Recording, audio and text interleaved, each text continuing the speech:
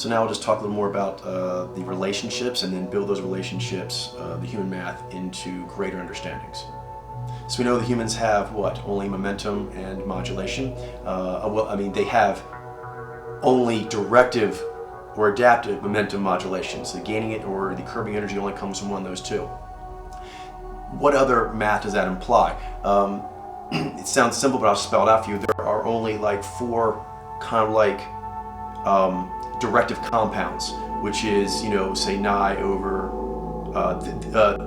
the nigh over the z, or the nigh over the g, blah, blah, blah. That kind of math stuff. Point is, there's only four compounds. It's one of these powers over one of these powers, or it's one of these powers over one of these powers, which makes four options. Those are the only four you're going to see in use among all humans. Same thing over here. There are only four compounds. One of these powers over one of these, or one of these powers over one of these. So you have such a thing as compounds. It exists. So you can stack them on things. One of these all humans basically are set with two of these compounds. That's what makes up everything they do, and one's over the other. And then there's other relationships such as you have perception modulation, blah, blah, blah. All those subdivisions, major modulation, minor modulation, perception modulation, discernment modulation, momentum, etc. It's there. You need to get to where you can see that. Because when you do, you're going to see this beautiful, intricate, like clockwork system of the human math. And it gives you this sureness of spirit that there is a way to us. All these relationships exist, and they intertwine and work together in perfect synergy, productive harmony.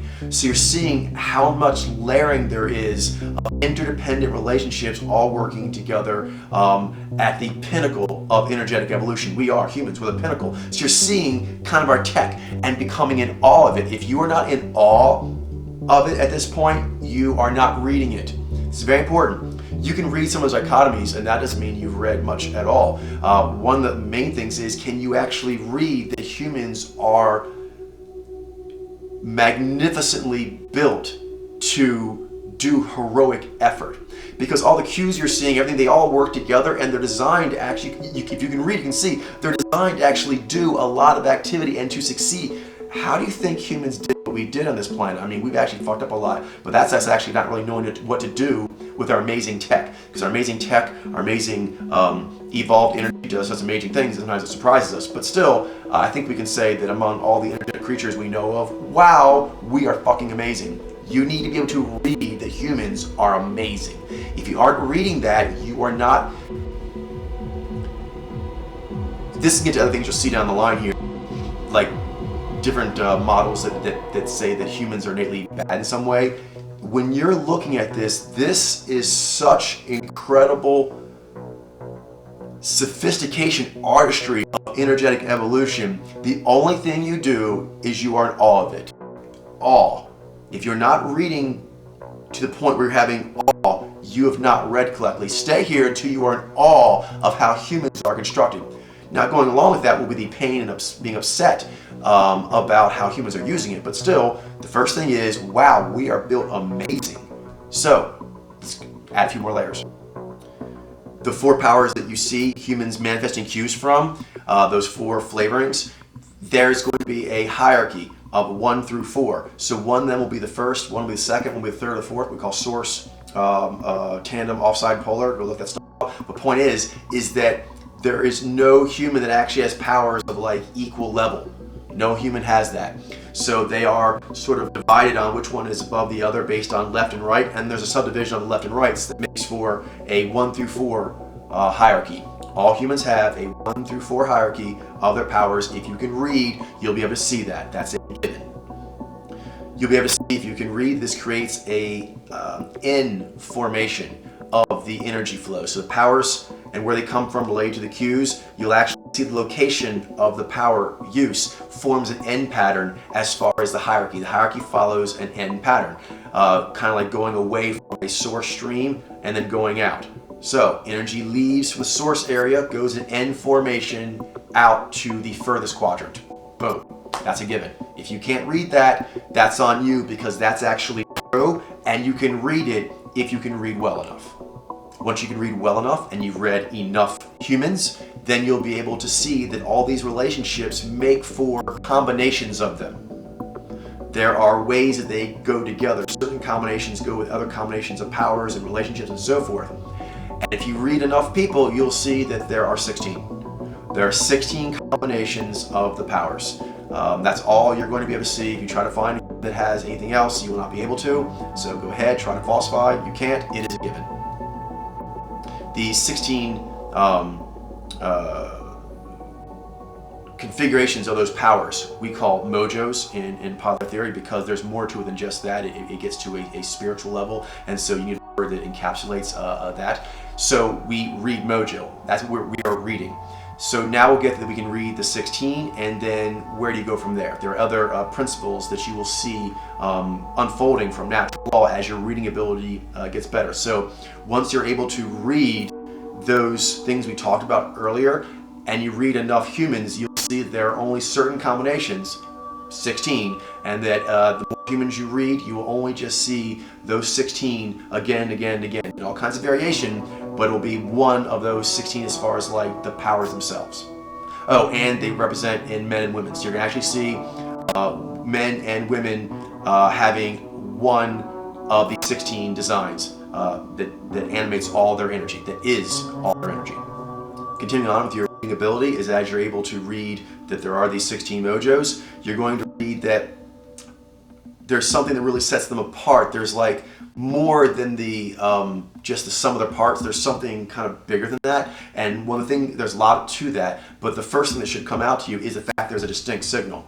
So for example, I'm an IG, go look at what that is, but I am one. And so I actually have 4 conscious powers that you can read if you know how to read a human. And then they are ranked in the way that they're ranked, which is in the 1 through 4. None of them have the same ranking. And there's a pervasive flavoring that comes from my Nai, my first power, and a secondary flavoring that works with it intrinsically, which comes from the tandem power, the second power. So I have that, all other humans have that. Once you're able to kind of put together, read, ooh, I read this, I read all their individual little cues, kind of like the real anatomical way, ooh, I can actually read that they have an overall scent. There's an overall signal that kind of permeates all the other little kind of smaller signals I was looking at. There's a global signal. The global signal for all mojo comes from their momentum powers. Boom. So that's a given. Try and falsify that, you won't. Both things. The fact that there are 16 designs only, those designs give off a distinct signal, the fact that that happens, and that distinct signal is directly related to their momentum powers. You will not find any falsifying or contradiction of that. If they actually have the source power and tandem power of such and such, they will give off a distinct signal that goes along with that. It doesn't matter how they're developed or what they've done with their powers, they will actually still give off that signal. It may be a happy or unhappy version of that signal. It may be a weak or strong version of that signal, maybe a sickly or healthy version of the signal, but it will still always be that.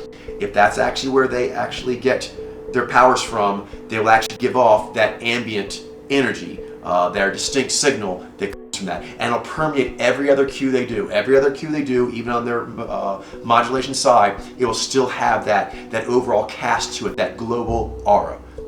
Go ahead, see if you see it. If you can't, that's on you. And then once you can see it, see if you can find any sample that doesn't fit into that. You won't. It's a given. As you read more and more samples, more and more humans, and you're able to always kind of get what they are eventually, or at least when it's pointed out, you're like, oh yes, I can see it now. But it's better the more you can do it yourself. You would get above 85% accuracy as soon as you can, because then you have a good amount of self-sufficiency, and that's really what this is all about. It's about actually being a wise and able human being, a wise and able heroic human. That's what we're going for here. You read lots of samples, and as you read lots of humans in your life and wherever, in every media you can get a hold of, you will actually find that in the process of trying to find out what they're thinking, you know now that all those are there, the powers and so forth, so you know that's, you know. So now when you look at a human, you just kind of look at them for a few seconds or a few years, however long it takes, and until you see it, because all humans have it. It's just a question of how long you have to actually study them until you're able to figure out what is generated. Maybe like a variation you haven't seen before. But of the variations you have seen, you'll find that your psyche will jump to giving you answers. Another sort of facet. Ooh, look, my tricep got a new striation. Your metaphysical muscle got bigger. It does more. Your kung fu powers got a new smithy ability. So you've leveled up. What is happening? Your psyche likes to actually do this activity. So as you flex that muscle, it will keep getting stronger. As you do it, you'll get tired, and then you'll recover, and it'll be stronger. And it'll start being able to do more things. Things will kind of open up, and one of them is, you'll notice, the ability to associate, like artists comparing work between their, like that looks like it was done by Rembrandt, or that looks like it's done by so-and-so. Without going into the particulars of why that is, the brushstroke, the oil used, the kind of canvas, the framing, etc., it's just kind of like, boom, it's we're getting global. We're going more global, more tacit. We're keep getting more global, more tacit, but the natural law is there. It's just a question if you can read it. If you have developed your apparatus sufficiently to be able to read these natural laws. So, when you actually look for the different humans, you will actually see that as you're trying to figure out what their design is, what their mojo is that you will actually be prompted by your psyche when you've seen one like that before. Not in a false way, not in a surface way. When done properly, you'll find that there is a muscle in you that makes it want to give you the answer.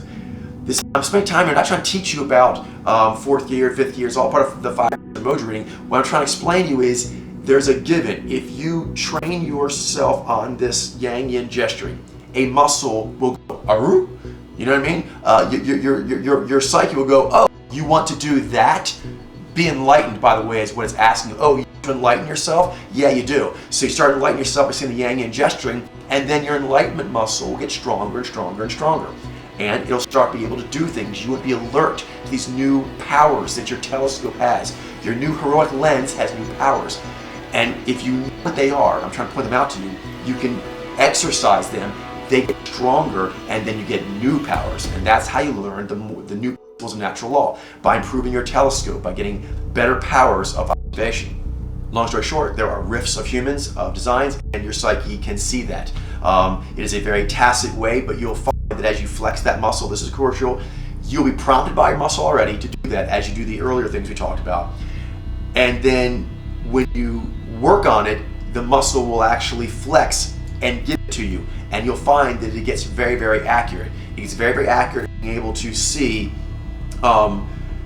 this prompting of, like, it reminds you of the overall energy of Bob. Bob's overall energy comes to you and it connects to you through you to that person you're trying to read.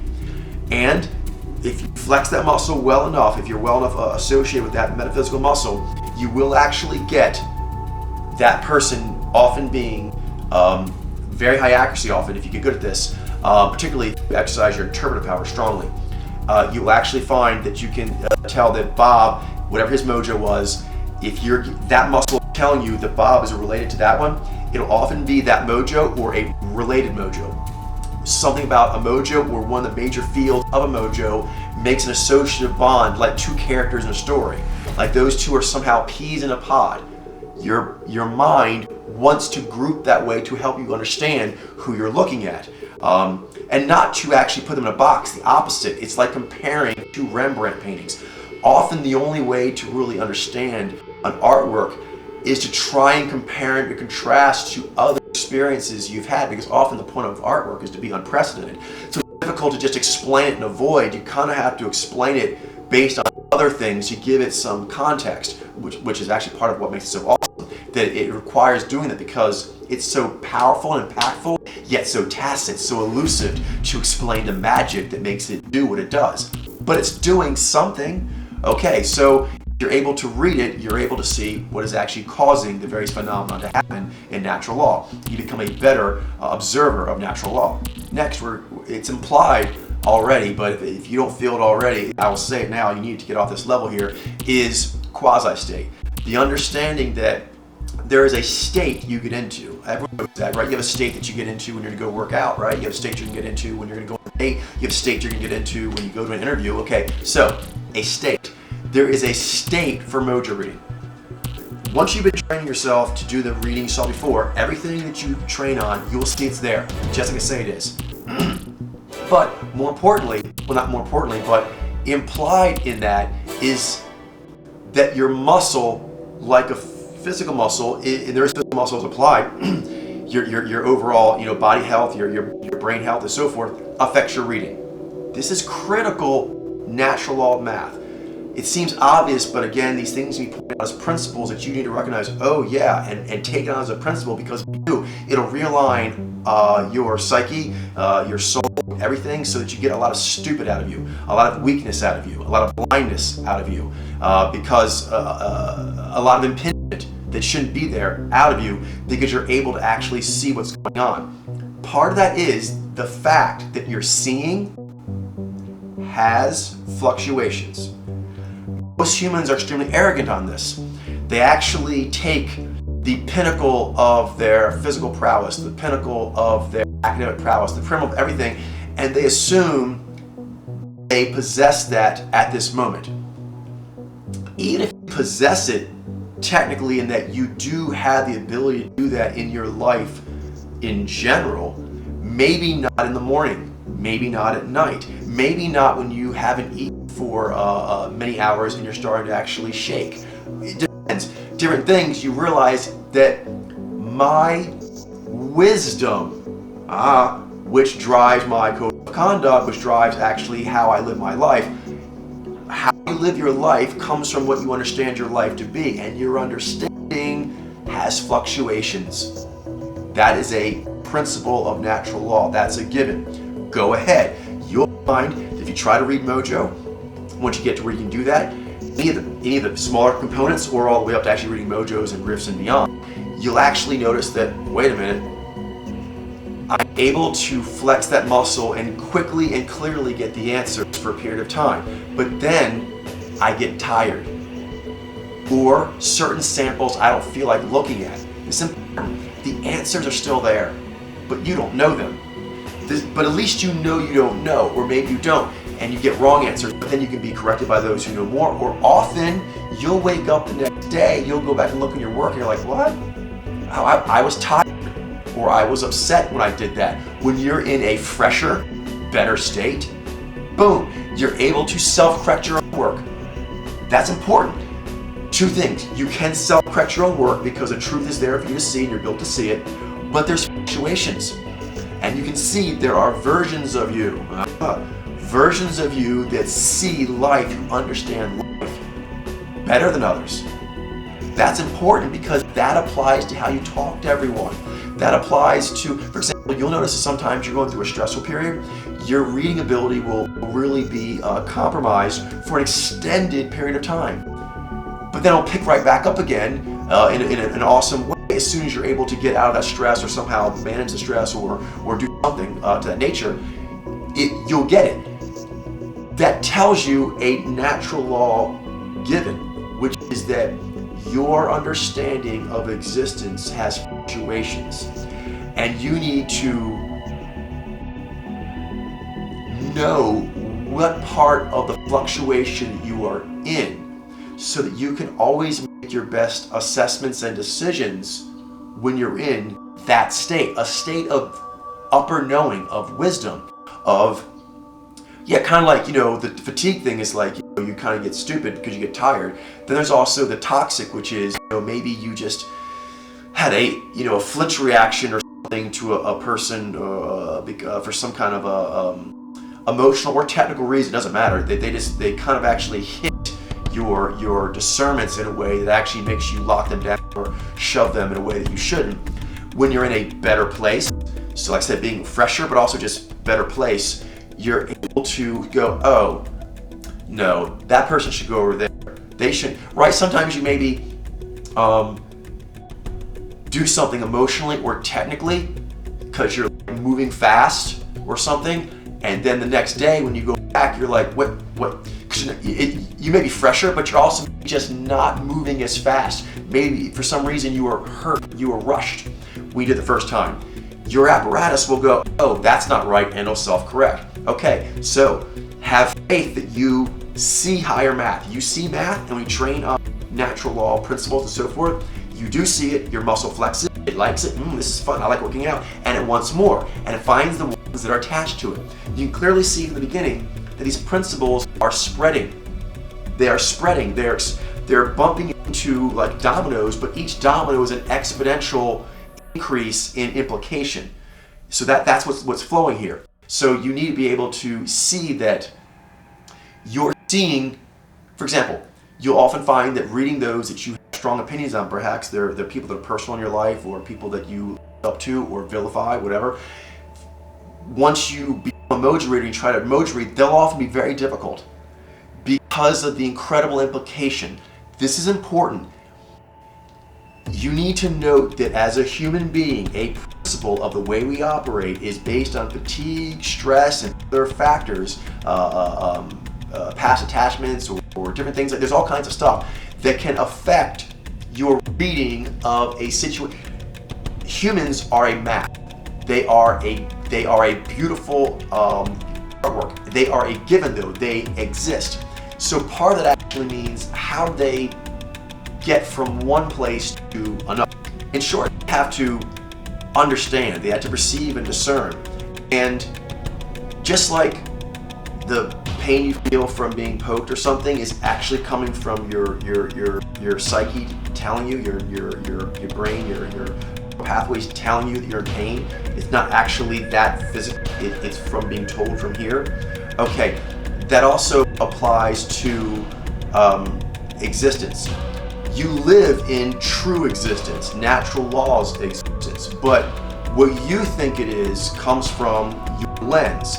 So again, what this believes this is what's being transmitted, although that might not actually be the case. And just like with this, if you're not able to properly tell this connection and this connection for the pain, you can really injure yourself. That's happening all over the world. Humans are in great pain because they're operating in an existence that only exists in their mind and doesn't actually exist out here. And all humans have different powers.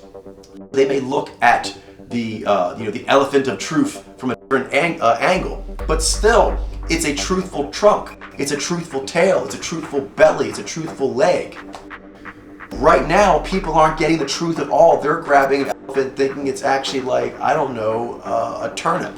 Okay, so that's what's actually going on right now. So humans need to actually realize that there is a truth, and starting from the beginning, once you go through the emoji, you're like, whoa, that is a huge truth that's affecting everything, and I didn't know it. That's a big one. I didn't know this massive truth, and this massive truth is having lots of implications. I really need to stop what I'm doing and pay attention so I can actually get on the right page with natural law.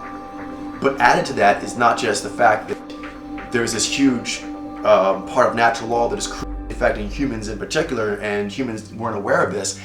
The fact that your knowing of that, your wisdom of that, as you train that muscle, that reading muscle, it fluctuates. You must take this into account, and you must realize that those fluctuations of your wisdom can actually be years long, months long, days long, easily, but they can actually go on for extended periods of time. And during that period of time, your understanding is compromised, and therefore so are all your decisions and actions. Again, we're not just reading mojo, we're reading everything. So your read of the situation that mojo reading makes come to pass is the fact that you must actually become supremely aware of the implications of this because they are directly affecting you. You are giving out yang, native state energies to every person you're talking to. And now you know, whoa, I actually throw out yang energy. I am doing that because of the way I'm wired. And everyone who's actually receiving my yang gesturing or receiving my yin gesturing, they actually are going to receive it in a certain way because they're wired a certain way. All humans are wired in a certain way. So those signals going out, there's a responsibility. Once you realize that that's how I work and it affects other humans and vice versa, like there is a responsibility, a supreme heroic responsibility to understand this phenomenon because of what it could do. So much misunderstanding is going on because all these signals are going backwards and forth between humans, and no one knows that they're happening, and what they do think is happening isn't it, and they're actually throwing out all kinds of off signals. And so humans they're talking to each other because they both speak English, they both speak Japanese, but they don't. Not if they don't understand the energetic language, because the energetic language of the psyche into the body, into nonverbal communication, and in all the layerings of verbal communication, that is the much larger message being sent across from human to human than the meme learned language. Memes are important in a way. I mean, learning to speak languages can help for great nuance and detail of understanding and knowing. That's really cool. But it can actually become like the language, and then the fact that it's so specific, it alienates. This should be making you come to realize that you have a nativeness with all humans. All humans, regardless of where they come from, are actually doing this. They're actually have this layered energy delivery of nonverbal cues that go into their verbal cues and articulation in languages. And that, so all humans are doing that process, and that the top process, the process of a specific language of their cultural region, is actually the least significant. And that's important because that's the one that separates us the most. It's really cool for dressing, but that's like window dressing on the main thing. The main thing is that we're all humans. So it's cool that we all have different outfits. We have to make sure that we don't think these different outfits, these different ways of doing things that are actually just learned in a meme sense and are not actually native to the way we work, not do more than they were intended to do, and actually become in some way falsely over the more important processes that drive everything and actually determine if we succeed, if we are rewarded, what we are rewarded by. The specific languages, like a specific language of any culture, the language itself does not reward people. It does not communicate for people. It is the tip of a massive communication device that comes from here and flows all the way out through you, verbally and non-verbally, to the other person. And the larger part of that is the base energetics that are going on. If you get the energetics correct, that is the main push. The rest is sort of like the end interface. It's like the little plug-in. And you can get very, very specific, and that's kind of cool. They make nice little differences, and that's awesome. But the main driver is the fact that a human is talking to another human. What specific languages they're talking about or specific topics they're talking about is layered on top of two humans talking to one another. And that basic process without words. Humans doing that at a sophisticated level with grunts has been with us for an extremely long time, and it is what is underneath the sophisticated modern meme languages we know now. At this point, if you are reading it correctly, not just Mojo, the situation, if you're reading the situation of natural law that we humans find ourselves in general, and you find yourself in particular, if you are reading that correctly, you're going to be like, this feels like I am under a spell of stupid.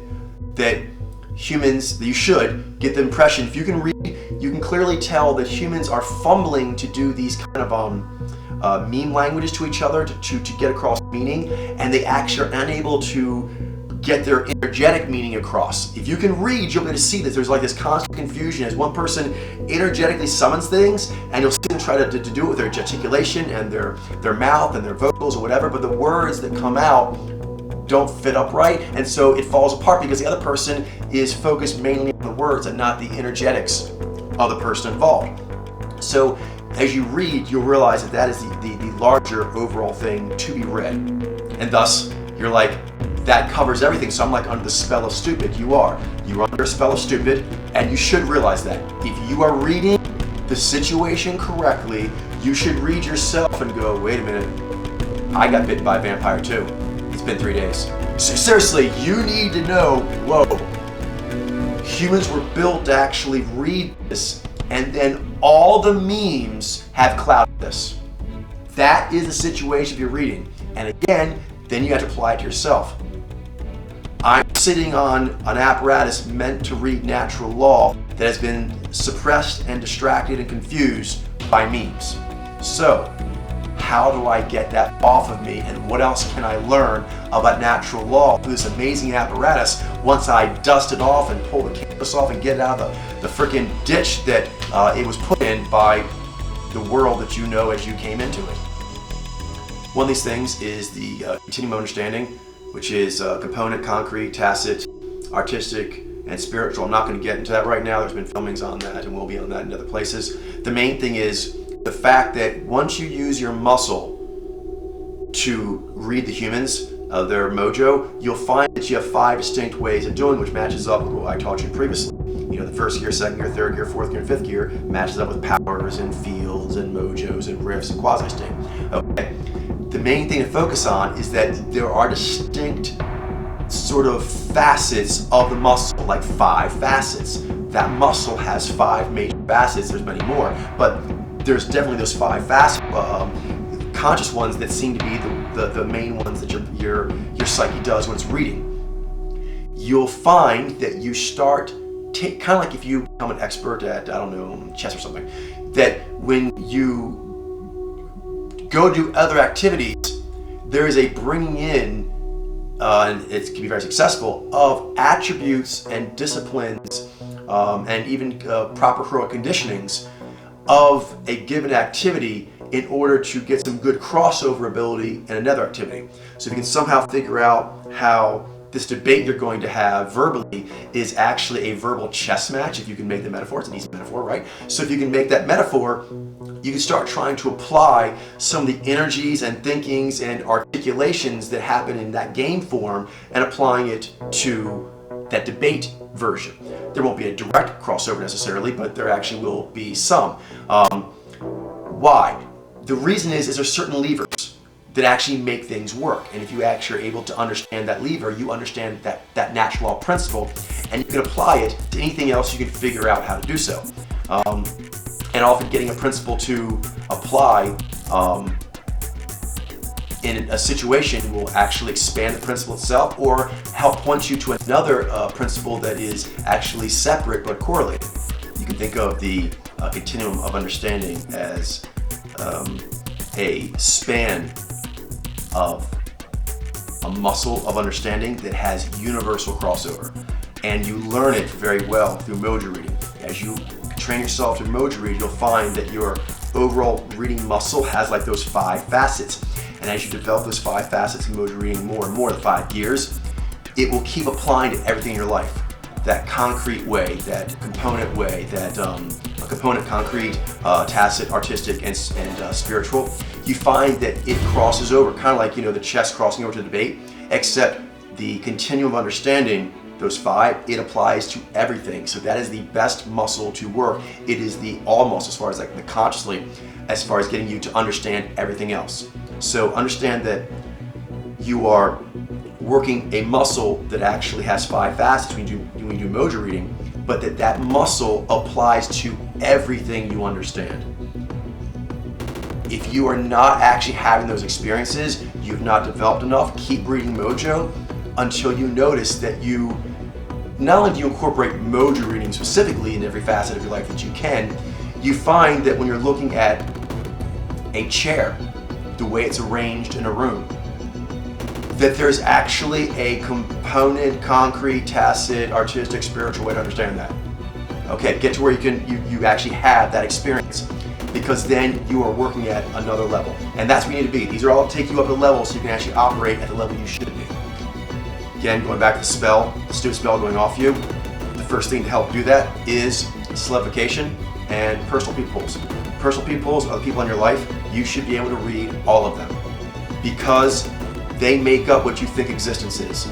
Them combined with what you believe them to be, consciously or unconsciously, whatever opinions you currently have on them, that's actually not true. Your psyche actually has proper human math in it, but your conscious self doesn't. So it can actually, even when you didn't know you're being impacted by other mojos and so forth, and you're being animated by your own mojo, it was it was still happening. So these processes operate autonomously if you are not consciously aware of them. So it's only a question of how conscious you are of the process. Whatever you aren't conscious of, it'll just happen autonomously. Therefore, with your friends, your family, all those you know around you, and every celebrity that you know of, since you know of it, it's in here. And since it's in here, it constellates the total people pool you have. All your personal ones and all the celebrities actually make all the humans you know. Your understanding of them is your understanding of humans. Pretty much. So you want to go in and, before we do new math, you want to be able to read any human. So it'd be cool to be able to read any new human in your life. That's great. But you have a lot of reads you've already done, and they're in your head. So you'll understand that as you start reading, and you're reading new celebrity samples, and your reading ability is getting better. At the beginning, when it's not as good, you may think people in your life are such and such. And then as your mojo reading gets better, you realize, oh, wait a minute, no, now I realize actually it's not. And so you're going to change your answer to the more superior answer, of course, obviously. But the principle is, you'll feel your psyche align. You'll feel like it kind of foggy, and then it reboots, and then it actually now is synergized where that person being the correct mojo is plugged in. And because it's like you had a jigsaw puzzle. Before it's like you have a bunch of jigsaw pieces. You didn't even know you're doing a puzzle. They're just floating out there. All these jigsaw pieces of all the celebrities and personal people in your life, they're just all out there in this big puzzle that you don't even know you're working on. Then, as you start working to put it together, as you put a wrong one in, it may fit in a really kind of not correct way. You're forcing the piece. But then later on, you get further along in the puzzle or mojo reading, you look back and you realize, oh, I now see that's not a fit, that goes here. And it just feels better, just like a puzzle. The pieces aren't mashed together, they fit together nicely. And that, of course, because it's supposed to go like that, and that means what? You're starting to see more of the true picture. The beauty of a puzzle is that as you put it together, this picture emerges, and that's what you're trying to do. You're not trying to not do a puzzle, and you're not just trying to mash together some frickin' collage of pieces that no, they're supposed to fit together because they do fit together. Natural law did it to where we have all these relationships that fit together, but we have ways of looking at it that have all these paradoxes. They're not there. These puzzle paradoxes, they're not there. So you need to remove them, obviously. But one, note they're there. Note that they need to be removed, and note that when you remove them, you actually are able to, and you feel better, and that you're able to actually update more pieces to be correct. This is important. It should be obvious, but it'll be stated overtly now. The human psyche, all the mojos actually come with the ability that if they flex their muscle on reading, it works. If they flex their muscle on these other things, like the people pool in their life and how it actually feels better and so forth, the synapnia, you know what that is yet, but anyway, the psyche actually likes truth. This is important. It feels good and it's empowering. It's disorienting at first. Note this, it is disorienting at first to realize people are in a massive tapestry when you didn't realize there was a massive tapestry. When you realize there's a massive tapestry that you didn't realize was a massive tapestry out here, and that your psyche had been working on that tapestry to try and make it into a unifying synergistic puzzle, but you weren't aware of that. And then the feeling of when you plug in the pieces correctly and you go, oh yes, level up, I understand more, I feel better. But when you first do it, there's what? You had that moment of it's not what I thought it was, and so you feel confused, and then you feel smarter. Okay, that combination of feeling confused or thrown off when you realize the puzzle isn't what you thought it was, it's part of the process to getting better. So you have to note that. Again, going with the fluctuations, there's fluctuations, and that's one of them. Finally, just take away that the phenomenon is there, and that the more you're able to connect the pieces, the better it feels in your psyche. So when you see all the relationships that make it work, and you're able to plug in your family and celebrities you know correctly, that feels better in my psyche is happier, I'm not so deranged, because you are. Because that was actually clearly there, but your apparatus, mazut, and all the memes, I'll say right now, the memes, so that's word you know, at this point, the principles, the memes actually trained you to see incorrectly. You should be able to read that. Once you start making the corrections in what you're thinking early on in your mojo career, you should be able to start reverse engineering, reading a direct connection to memes in your life, your upbringing and so forth, that are the cause of why you got those things wrong. That's important. So you're making a connection between your personal development, right? We talked about just your general mood in the day. Now we're talking about overall, your personal development is connected with reading. Being able to read the truth of what's going on out here in the natural law of the universe is related to your development. Your development and your reading ability are connected. That's crucial. Now we're going to move into some relationships that you can see once you're able to see mojo very well. Once you're able to see the four conscious powers very well, you'll see those other things. You'll see when a person's in a bad mood or good mood. You'll see all the kinds of these kind of sort of nuanced variations of a given mojo or even a given person. But now we're going to talk about things that are sort of touching. I've gone on how it works in other videos, but I'm going to state now as a principle.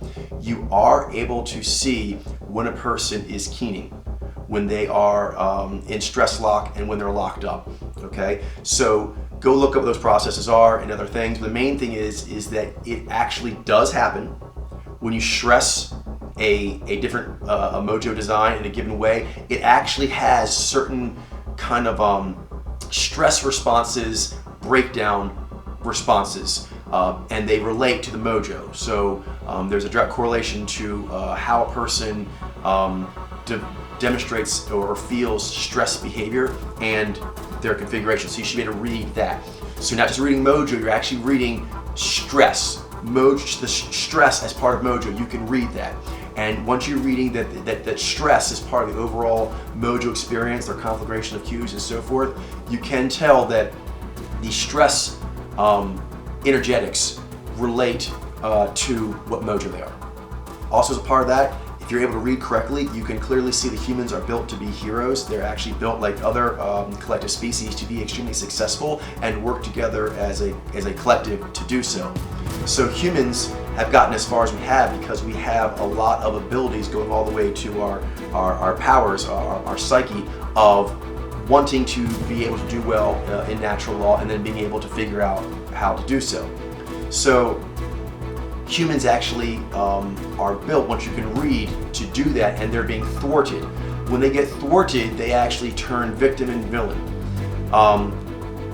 or just chained up. So if the light gets on them, they can actually end up being a villain, a victim, or they can be sort of put out of the game in some way. So that actually is coming from improper gameplay by the people, or just natural law really threw you a hard curveball. Right now, we're kind of with the means, we're kind of throwing ourselves our own curveball. It's putting a tremendous amount of stress on all the humans. But once you can read stress energetics as part of mojo energetics, you'll realize most humans are in stress energetics most of the time. That's important. That's another reading. So we're not just reading mojo, we're reading existence. Once you can read mojo, you'll be able to start developing where you can read mojos under stress. Once you're able to read mojos under stress, you'll realize more humans are under stress than are not. A lot of stress. A lot more stress than, okay, this is a reading. You should be able to read, your ability to read animals, particularly animals that are similar to humans in some way, better as your mojo reading gets better with humans. And one thing you'll actually notice is that animals, in general, of what humans are, they all read. They read each other in different ways. The more advanced animals have better powers of reading. It's one of the things that makes them so successful. Being able to read is extremely important as an evolutionary advantage. So you have the fact that there is a stress and that humans are actually under a lot more stress than other animals. If you can read, you should clearly tell that what's going on with humans is far more advanced than what's going on with a wolf or a dog or a chimpanzee or something. And there's some other animals, dolphins, whatnot, that actually you can see more going on there than you see with other less developed creatures, energetic creatures. But humans have the top. So they have the top energetic gifts, yet they're under the most stress. And one thing that you generally say as part of being successful as a species is generally that they are able to enjoy safety, they are able to procreate, they're able to have time to relax. They're able to invent and experiment. There's bountiful resources for them, so they basically just keep expanding in different ways. So that actually kind of exists if you look at the natural world of successful. And humans have the most abilities. If you can read, you should clearly read that humans have the most abilities, and yet we don't actually reward ourselves. We actually are under a lot of stress. You can look, I mean, you need to be an animal expert to read animals great. I mean, that'd be really cool to actually have a mojo reading expert who's also an animal expert. That'd be like awesome. But you can, I mean, anyone can read animals enough once you read mojo to see when a creature is more or less in stress and for how long. And you can tell that humans, for being the most advanced creatures on the planet, the most dominant creatures on the planet, they actually do not provide for their own happiness well at all. Their own ability to live well. They really don't live well for all their power. In short, for all our powers, humans, we do not live well, and we don't go as far as we should. We don't go as far as we should, and we don't live as well as we should. But we have that power. Let's find that power and use that power in wise and heroic ways and get what's ours. Come on, let's go get ours, right? Heroically, let's power up and go get ours. Our better quality of life, our more expansive existence. Let's go get it. Important principle in pod layer is that humans are built to be heroes, but they can go villain, victim, or somehow hemmed up.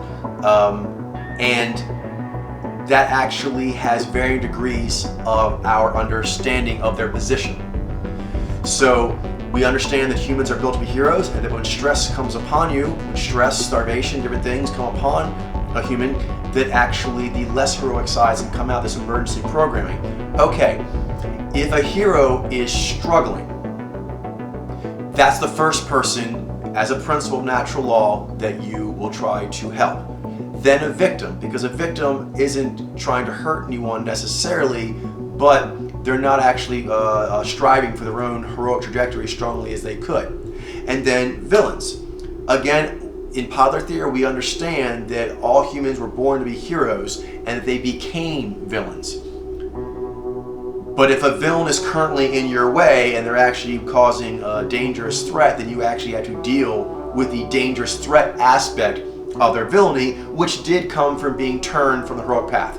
So yes, but you may be currently facing the energetic demonstrations of a villain, and you have to deal with those energetic demonstrations or trajectory. But when able, we're always trying to bring everyone back into the heroic, harmoniously productive trajectory that actually natural law built us to have. If you can read that humans actually are built to do that, but when they get stressed, they get goofy and nasty. That's true. Heroes should try themselves to stave that off with all their abilities and keep heroic and take the higher ground at every opportunity with all their powers, every fiber of their being. And then we find other people, kind of like triage. We basically are dealing with people being, a lot of people right now are under a lot of stress. So the question is, which stress victims do you get to first? Those who are still struggling, those that are sort of giving in, and those who are lashing out. So you kind of go in that order, but the goal is to save everyone. Everyone is savable because humans were built to be heroes. That is the way of the entire design. If you are able to read, you can read that the way of the human design is to produce amazing things, and that there is emergency parts to that, and that's from stress. You should be able to read that those kind of aspects come from the stressing of the mojo energetics, and that's not what you're designed to be doing most of the time, but most humans are dealing with stress energetics most of the time. Now we're going to actually start getting really tacit, and this gets into your ability to read. If you've not worked your muscle up from what we've shown so far, this is going to be throwing you. So don't even try to do this necessarily right now. I mean, you can try, but don't actually think that because you can't see it that that's not there. That's because you're not ready for it. As you improve your reading, it will realign your psyche's connection to you on what correct human and existence math is. and that'll make your whole psyche more pleased. You'll be more powerful. You'll feel more at peace. Now, you'll note that as you continue to read, reading certain people gives you more pleasure, and others not as much, and that relates to which mojo they are. Different pleasure amounts and different varieties of pleasure. But there is a joy in the reading of humans and then interacting with them while reading and so forth. You'll find that you feel fed by that you can feed energetically, heroically off of, wow, I can see this mojo is doing this and this. I can take pleasure and delight from seeing that. And that feeds you. An implication of that is there are ones that you like more or less. Obviously, less developed people, less heroic people, obviously, but also mojos, groups of mojos, things like this. They actually feel more or less rewarding. And you'll be able, if you search and focus your lens, there's a direct correlation between the different channel powers. For example, Nai with Ni, Ji with Jai, Z with Zai, Vi with Vi, like that. But for all mojos, is that there is a pleasure, an energetic pleasure, an interest in that other power. So if you are able to mojo read at better and better percentages, you'll find, for example, if you're an IG, that you are gaining more and more an appreciation for Ni Jai. You're already built to do that, but you have a lot of gunk in your lens. As you remove the gunk from your lens, you will become more able to read all humans more accurately, more truthfully. But since you can read humans more truthfully, one of the truths is, I like looking for an IG, I like looking at Ni eyes. Just looking at them gives me energy and is an enjoyable prospect. There's other factors that can affect that, but you'll notice that that itself is a positive for a given mojo, and that relates to the channels. So there is a relation of, I enjoy seeing that, observing that, interacting with that in relationship to it being a power I don't have on a given channel. So I've noticed that you should, this is reading yourself, this is way beyond just configuration. You should be able to read my Nai, which normally gives me energy and strength and a kind of a just native sense of being connected, having a home. When you're observing mojos that have Ni high up, even sometimes mojos that use a lot of Ni heroically, even in their lower powers, that it gives you energy and interest, and that energy and interest is directly related to your Nai, to the Ni, the Ji to the Jai. So for all mojos, go look it up, the specifics. But the point is, there's a direct correlation to these other powers. And then the next major principle is, that goes in here. So you'll find that as you read, your interest, appreciation, and so forth of mojos of certain kinds actually affect you in a certain way, and you become more aware that this has always been the case, and you can refine the intaking process. But as you're doing that, you'll find that your dreams change, that your general thoughts, the way you make decisions, when you think of making decisions, you summon into mind what you know or what you are trying to know in order to do so. You summon in, for example, your people pools. So as you get better at actually appreciating what's actually truthful, you'll find there are some relationships that they have to you that are truthful. And there's two in particular: the relationship you have to other mojos out here, and to mojos and stories and ideas that relate to anything and out here in here. As you're able to mojo read it better, you will have a more appreciative and understanding connection to the energetics you're reading out here, and that they have a direct correlation to your unconscious, your dreams, when you have self-dialogue. So your self-dialoguing, and the humans will all be upgrading in a triangulation as your reading gets better. As you read humans better, how they affect you, you read that better, and how that affects your overall thought process. For example, if you study a foreign language that has a lot of different structural differences, well, first of all, you can do enough to start dreaming in that language, but this is well known. If the language actually has elements to it, say, for example, a Germanic language versus a Romance language, learning that language can open up all kinds of thoughts in you, because that way of structuring grammar, it's so intrinsic, language is so deep to people, that if you actually are learning that, or all of a sudden you learn to paint when you didn't know how to paint before, you will start actually dreaming differently, but also just your natural conscious dialogue with yourself is different. The palette is increased, it's more nuanced because of that. Emoji reading is the all language that takes you into the human phenomenon and everything else. So as you align that, you'll find that your thoughts in general are aligning more truthfully. Your understanding of yourself, others, and everything goes up as you read better. That is a given. If you're not feeling that, that's because you're not reading strong enough yet. Keep reading until you feel that phenomenon. That's a given.